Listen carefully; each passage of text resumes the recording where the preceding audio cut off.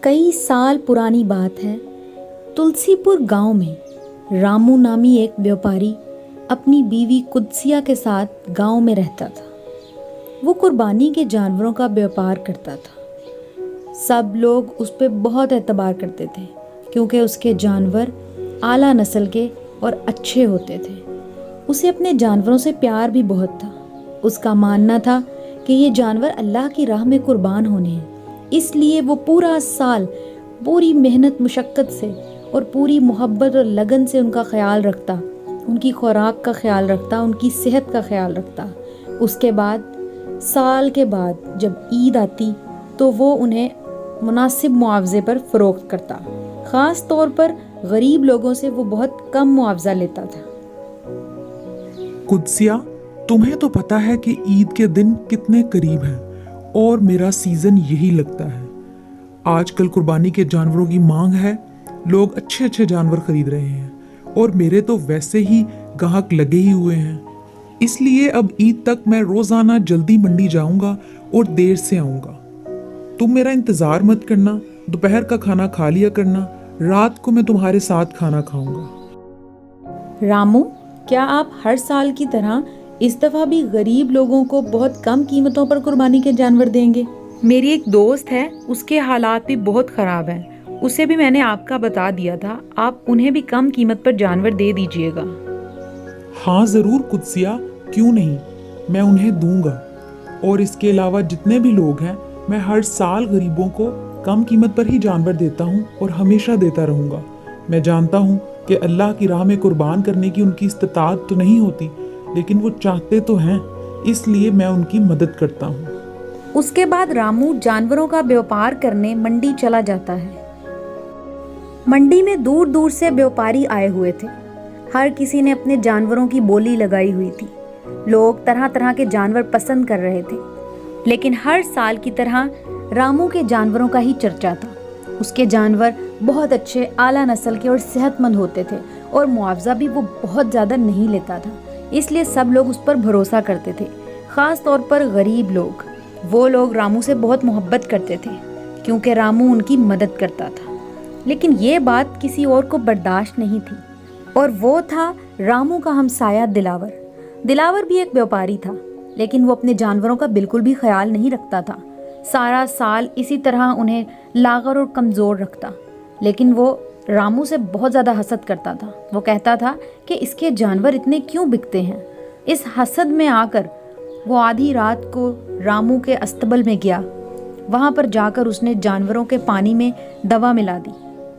وہ زہر آلود دوا ملانے کے بعد وہاں سے چلا گیا اور کسی کو کانوں کان خبر نہیں ہوئی۔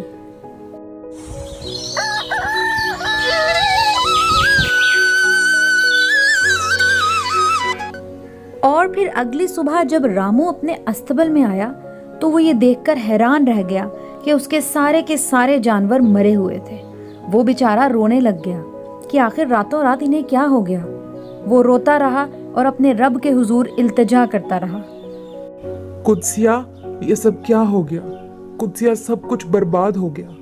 قدسیہ، میرے سارے کے سارے جانور مر گئے۔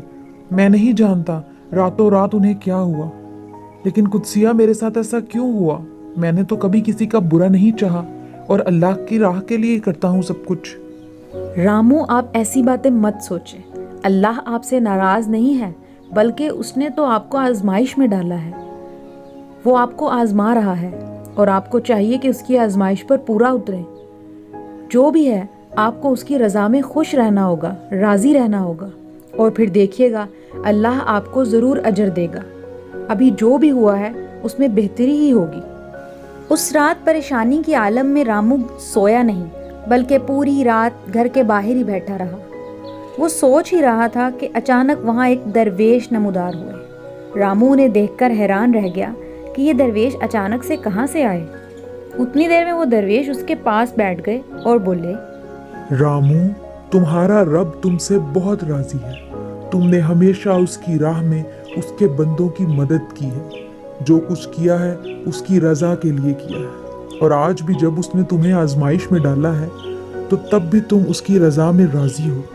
اس لیے تمہارے رب نے تمہارے لیے انعام مقرر فرمایا ہے۔ और मुझे तुम्हारे पास भेजा है। कल सुबह तुम्हें तुम्हारे जानवर सही सलामत वापस मिल जाएंगे, बल्कि पहले से ज्यादा मिल जाएंगे। और जिस शख्स ने साजिश के तहत तुम्हारे जानवरों को मार डाला है, कल उसका भी राज फाश हो जाएगा। जिसने तुम्हारे जानवरों को मारा है, कल सुबह मंडी में सबके सामने उसके जानवर मर जाएंगे और तुम्हारे जानवर जिंदा हो जाएंगे। ये कहते ही वो दरवेश वहां से गायब हो गए और रामू सोच में पड़ गया कि आखिर वो कौन है जो उसके जानवरों को मारना चाहता था और उसने ये साजिश रची। अगली सुबह मंडी में रामू ने रात वाला दरवेश का वाकया सबको सुनाया। दिलावर भी वहीं मौजूद था।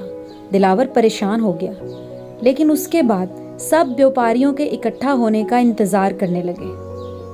व्यापारी जब इकट्ठे हो गए तो वही हुआ जो दरवेश ने बोला था। दिलावर के सब जानवर सारों के सामने मर गए और रामू के सारे जानवर जिंदा हो गए। इस तरह पूरे गांव वालों के सामने दूध का दूध और पानी का पानी हो गया कि दिलावर ने हसद की वजह से रामू के जानवरों को मार दिया था। रामू ने दिल ही दिल में अपने रब का शुक्र अदा किया कि वो उससे राजी है और उसके जानवर जिंदा हैं। उसके बाद सब गांव वालों ने दिलावर को सजा के तौर पर गांव से निकाल दिया। उनका कहना था कि दिलावर दोबारा से हसद की वजह से फिर से लोगों को नुकसान न पहुंचाए, इसलिए दिलावर को गांव से जाना पड़ा और फिर वो कभी वापस ना आया। और दूसरी तरफ रामू अपने रब का शुक्र अदा करने के बाद फिर से उसकी राह में वही नेकी करने लगा। सारा साल कुर्बानी के जानवरों को पूरी लगन से तैयार करता, उनकी देखभाल करता और साल के बाद जब ईद आती तो मुनासिब मुआवजे पर फरोख्त करता और ख़ास तौर पर गरीबों का बहुत ज़्यादा ख्याल करता।